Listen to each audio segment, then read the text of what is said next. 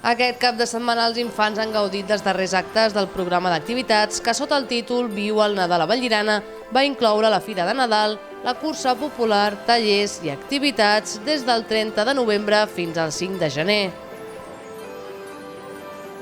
Ha destacat com a novetat el Parc de Nadal, amb inflables, rocòdrom, llits elàstics i moltes activitats més durant tot el cap de setmana. Pels més atrevits, una tirolina gegant que anava des de la xurreria fins al camp de futbol municipal. La Fadairana també ha estat protagonista, ben acompanyada com sempre per l'entitat Batuca i dissabte, dia 28, també pel rei Gaspar a la porta de l'Ajuntament. La Fada ja ha estat, com dèiem, a l'Ajuntament i també al Parc del Cargol i a l'Espai Cívic del Pla del Pèlag.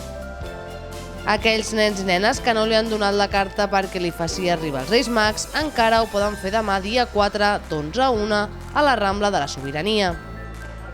Sent un cap de setmana de compres nadalenques de darrera hora, també els carrers de Vallirana han gaudit d'una dinamització especial amb espectacles de màgia i pintacares a peu de carrer.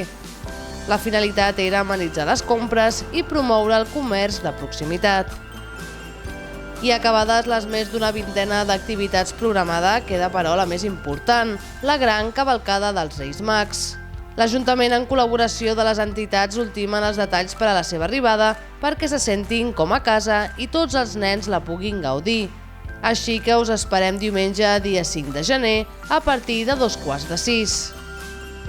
Recordeu que la sortida és a la Casa Mestra i la Cluenda al Poliesportiu Municipal amb espectacle infantil i el lliurament de cartes. Gaudiu de la il·lusió de la nit màgica de Reis.